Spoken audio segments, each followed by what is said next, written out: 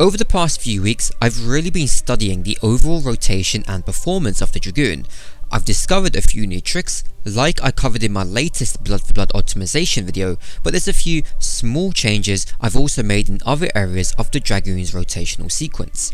This video is dedicated for you guys who wish to know all of the latest changes in action, or generally just want to know the thought process behind my cooldown usage. We will briefly be stopping at some points in the video so I can go in depth with my explanations, but other than that, the video will be moving pretty fast. So please do pause the video and take notes. First things first, skill speed.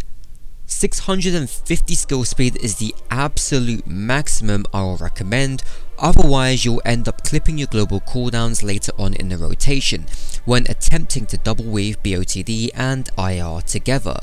Secondly, this rotation is not recommended if you are attempting Stone, Sea, Sky.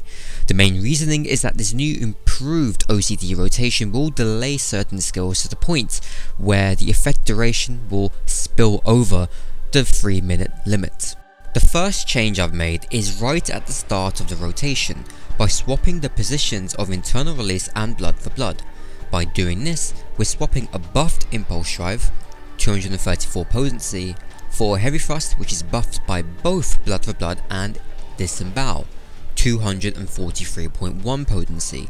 This is a 9.1 potency increase. Other than that, the remainder of the opener is exactly the same as the standard opener. Up until the second Blood for Blood, you'll want to make sure to use all of your off-global cooldown skills are used perfectly as soon as they come off cooldown.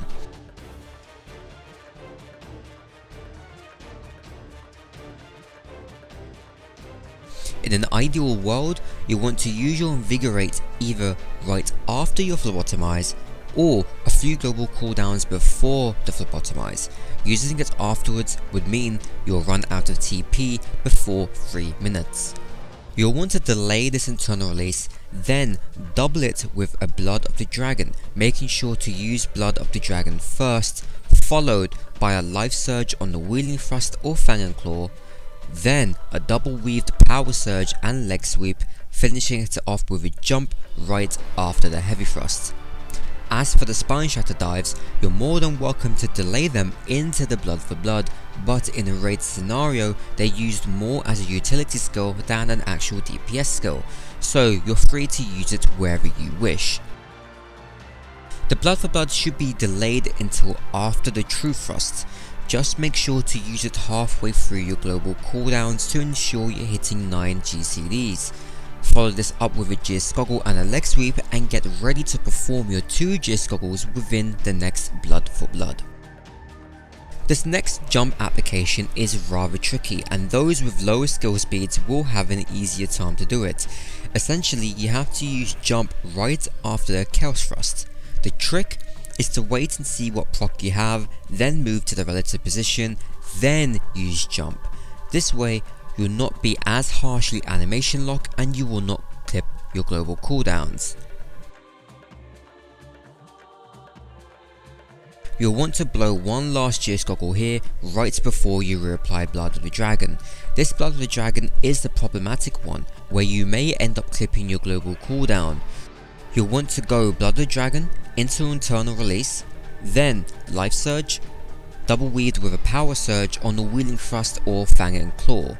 Use Dragonfire Dive after the phlebotomize, then jump after the True Thrust, Leg Sweep, Spine Shatter Dive, then Gear Goggle. The final transition, as I call it, is very hard to pull off, but managing to do so will reap extremely high potency per second benefits. Other than the Gear Goggle you just used, you will not want to use a single cooldown until the next Blood for Blood.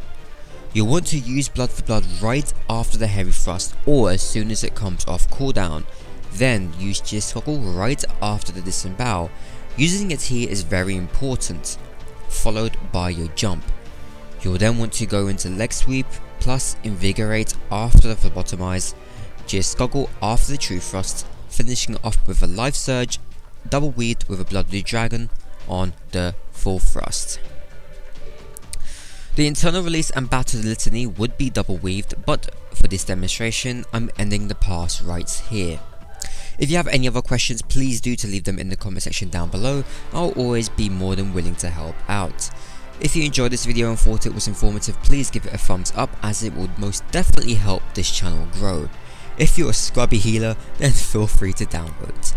Anyways guys, thank you for watching, take care, and as always, I'll see you guys next time.